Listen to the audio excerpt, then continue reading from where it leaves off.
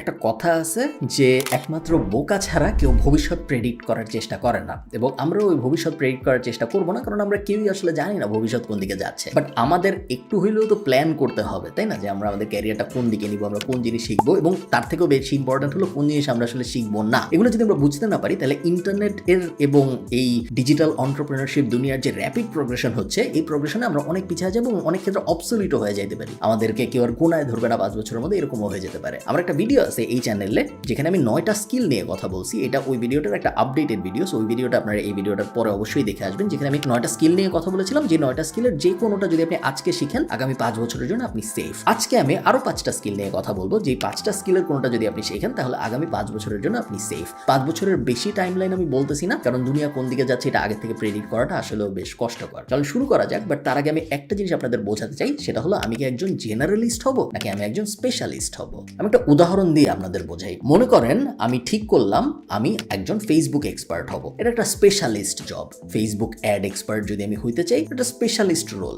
Generalist হবে digital marketer হব, specialist হলো ফেসবুক অ্যাড এক্সপার্ট হব। Generalist versus specialist. একটা টাইম ছিল যখন মানুষ চিন্তা করতো যে আমি কি ডিজিটাল মার্কেটার হব, জেনারেলিস্ট একটা কাজ করব, নাকি আমি ফেসবুক অ্যাড এক্সপার্ট হব, স্পেশালিস্ট একটা কাজ করব। এটা একটা ডিবেট থাকে যে জেনারেলিস্ট হব না স্পেশালিস্ট হব। আমার মত হলো always try to be a specialist. তার কারণ আপনি যে কাজটাকে আজকে স্পেশালিস্ট হিসেবে পিক করতেছেন, ইন্টারনেট এত ফাস্ট মুভ করে যে আগামী 2 থেকে 3 বছরের মধ্যে আপনি হয়ে যাবেন জেনারেলিস্ট। আপনি আজকে ভাবতে পারেন যে আমি একজন টিকটক অ্যাড এক্সপার্ট হব। এটা খুব স্পেশালিস্ট একটা রোল। দুনিয়ায় খুব বেশি মানুষ টিকটক অ্যাড এক্সপার্ট না, এবং এটা ডিজিটাল মার্কেটিং এর ভিতরে একটা sub segment. So digital marketing যদি হয় জেনারেল, তাহলে টিকটক অ্যাড স্পেশালিস্ট হবে একটা স্পেশালাইজড রোল। তো আপনি ঠিক করলেন আপনি টিকটক অ্যাড স্পেশালিস্ট হবেন। আপনি 1 বছর অনেক ঘাটাঘাটি করলেন, অনেক অ্যাড চালাইলেন, আপনি কোর্স করলেন, আপনি টিকটক অ্যাড স্পেশালিস্ট হয়ে গেলেন। 2 বছর পরে যেটা হবে, টিকটক অ্যাড স্পেশালিস্টের ভিতরে অনেক সাব সেগমেন্ট শুরু হবে। যেমন ধরেন আমি উদাহরণটা একটু উল্টায় বলি, তাহলে আপনাদের বুঝতে সুবিধা হবে। একসময় মানুষ ফেসবুক অ্যাড এক্সপার্ট হয়েছে, এবং তখন ফেসবুক অ্যাড এক্সপার্ট ছিল একটা স্পেশালিস্ট রোল। কিন্তু আজকের দিনে ফেসবুক অ্যাড এক্সপার্ট কিন্তু জেনারেলিস্ট রোল। তার কারণ ফেসবুক অ্যাড এক্সপার্ট হয়ে গেছে জেনারেলিস্ট, ওটার ভিতরে সাব সেগমেন্ট হিসেবে চলে আসছে reels ad expert, Messenger ad expert, conversion ad expert,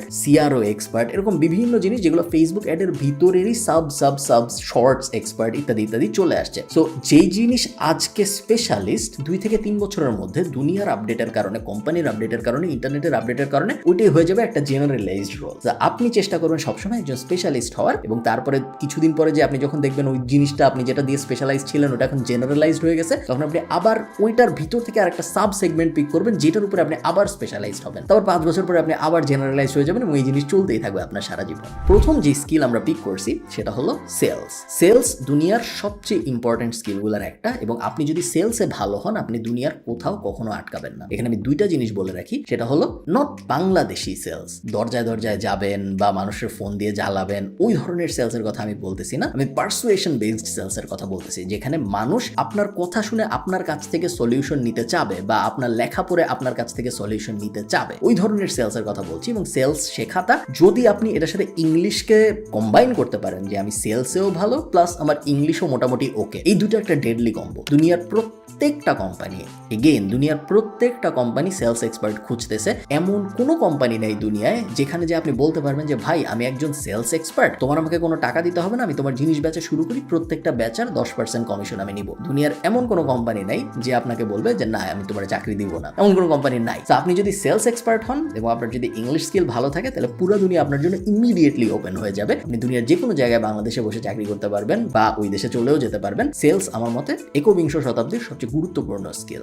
second, anything AI. 14 বছর পর পর সাধারণত জেনারেলি 14 বছর পর পর একটা রেভলিউশন আসে, এবং ওই রেভলিউশনের ওয়েভ, ওই রেভলিউশনের ঢেউ যদি আপনি ধরতে পারেন, তাহলে ওই ঢেউই আপনাকে উপরে নিয়ে যাবে। আপনার কষ্ট করে আর নিজের উপরে উঠতে হবে না সাঁতরায়। এআই এর একটা ওয়েভ চলতেছে আমরা জানি এখন। সো এনিথিং এআই রিলেটেড যে কোনো কিছু আপনি যদি শিখতে পারেন, সেটা প্রম্পট ইঞ্জিনিয়ারিং থেকে শুরু করে মিড জার্নি এক্সপার্ট হওয়া থেকে শুরু করে এআই এর টুল বানানো থেকে শুরু করে যে কোনো কিছু হইতে পারে। আমি রেকমেন্ড করবো আপনি আজকে ফাইবারে যাবেন, আপনি আজকে আপওয়ার্ডকে যাবেন এবং জব ডেসক্রিপশন পড়বেন। দেখবেন মানুষ আসলে কি চায়।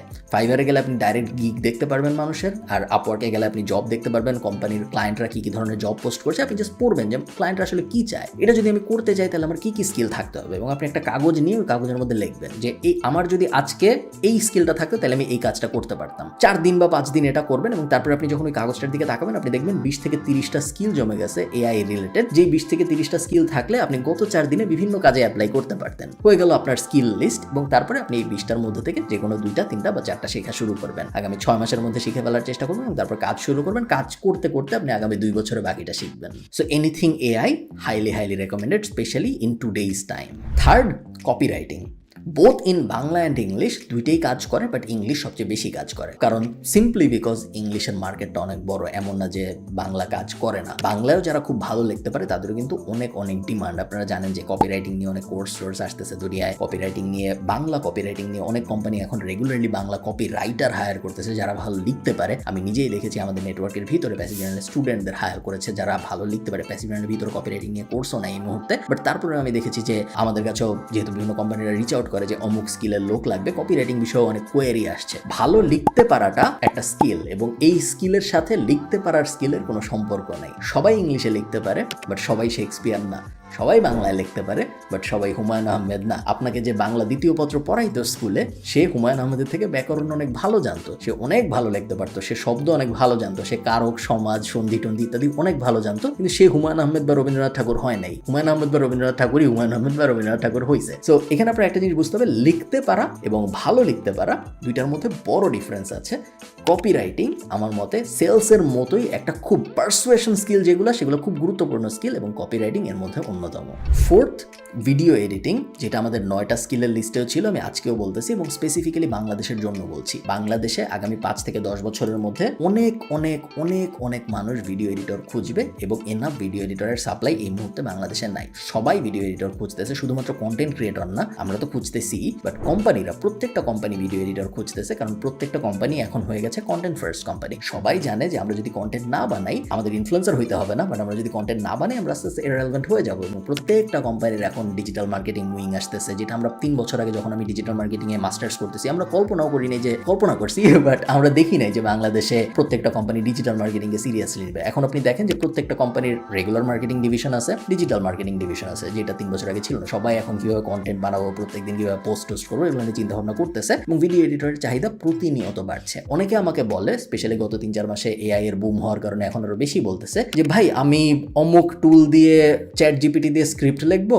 আমি সিনথেসিয়া দিয়ে ভিডিও বানাবো, আমি 11 ল্যাবস দিয়ে অডিও বানাবো, তারপর সবকিছু মিলায় আপলোড করে দিব, আমার চেহারাও দেখাইতে হবে না, আমার কিছু লিখতে হবে না, আমার ইউটিউব ভিডিও হয়ে যাবে। সবসময় মনে রাখবেন, যেই জিনিস কমোডিটি হয়ে যায় ওই জিনিসের ভ্যালু কমে যায়। ওই জিনিস সবাই করতে পারে, ওই জিনিসের কোনো ভ্যালু নাই। ওই জিনিস করে আপনি লং টার্মে কখনোই বড় বিজনেস দাঁড় করাতে পারবেন না, মিলিয়নিয়ার হওয়া তো দূরের কথা। আপনার এমন জিনিসই করতে হবে যেখানে আপনি মানুষকে ভ্যালু দিতে পারতেছেন, এবং কমোডিটিতে ভ্যালু দেওয়া যায় না। সো ওই যে আমি অটোমেট করে 2 সেকেন্ডের মধ্যে একটা ভিডিও বানায় ফেলবো, 5 সেকেন্ডের মধ্যে একটা শর্ট বানায় ফেলবো, এগুলো করে আমার মতে বেশি দূর যাওয়া যাবে না, কারণ ওটা সবাই করতে পারে। ওটা সবাই যেটা করতে পারে ওটা করার মতো কোনো পাওয়ার নেই।